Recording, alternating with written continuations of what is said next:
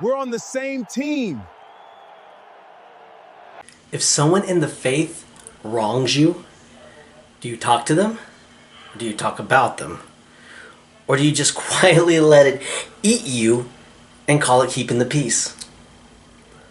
Because the Bible already answered that question like 3,000 years ago, and it might not be the answer that you're used to. Let's get into it.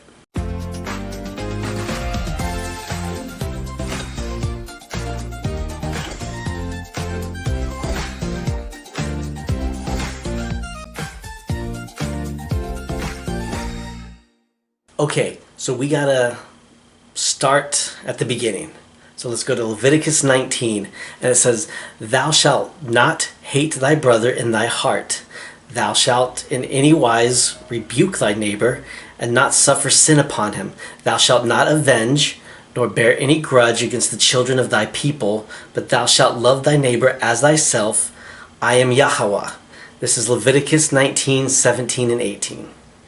This is direct. This is an honest confrontation instead of like silent resentment. You know, don't go kick rocks and pout. This is the baseline of everything else that is to come, to build on. And we're all familiar in the New Testament with the Matthew 18 way that Yeshua has taught us.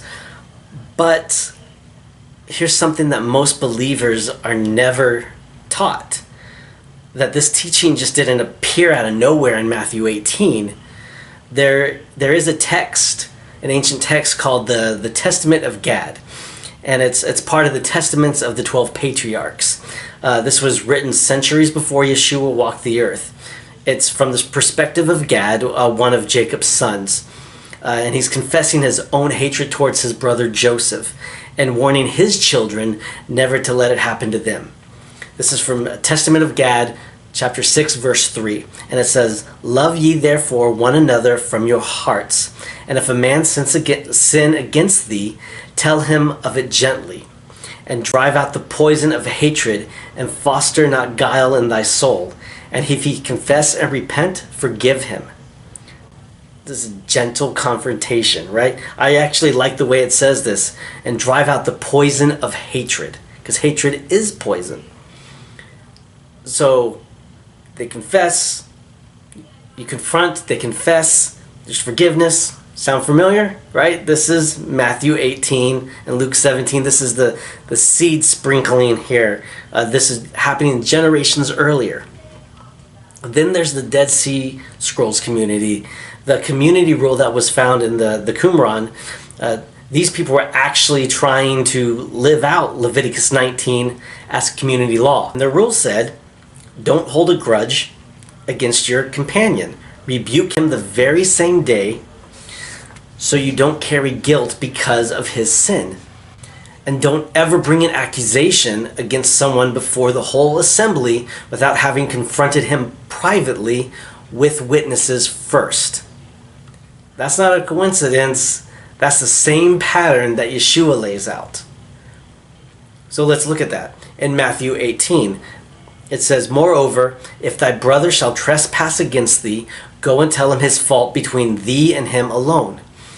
If he shall hear thee, thou hast gained thy brother. But if he will not hear thee, then take with thee one or two more, that in the mouth of 2 or 3 witnesses every word may be established.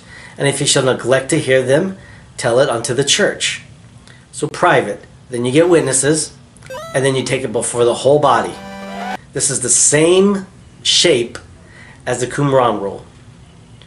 So Luke 17 says, "Rebuke, and if he repents, forgive him, not once, 7 times in a day if he keeps coming back repentant."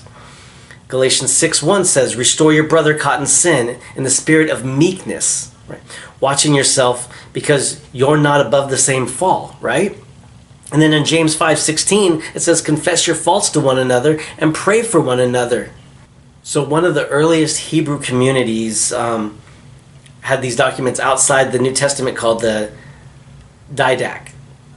And it says, don't let anyone with an unresolved quarrel even join the assemblies worship until they've reconciled, that your sacrifice may not be polluted.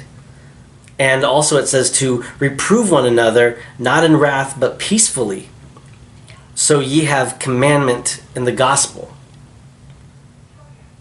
So right here, there's more communities that are establishing this way, this pattern. And here's something that just ties it all back to the forgiveness command. In Matthew 18, right after this same conversation, Peter asks Yeshua how many times he has to forgive. Is 7 enough? And Yeshua's like, nah, bro, 7 times 70. So 7 times 70 is 490. And in Hebrew, 490 is the numerical value of the word tamim, which means complete, perfect, whole, without blemish. It's the same word that's used for Noah walking blameless before Yah, and Abraham being told to walk before him and be perfect. Yeshua isn't handing Peter like some random number and he's like, all right, when you get to 490, just stop. It's not going to happen after that point, right? No, he's telling him forgiveness isn't measured, it's completed, it's whole.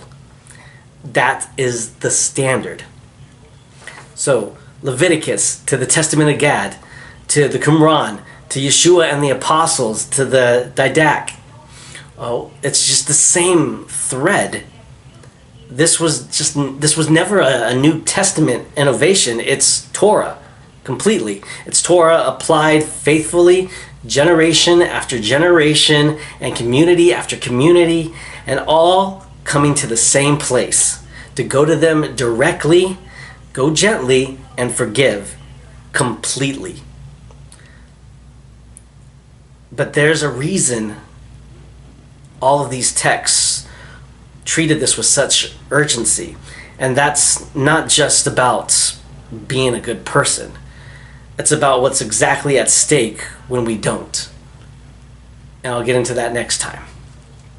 For Ruach Tribe, I'm Eric. Shalom.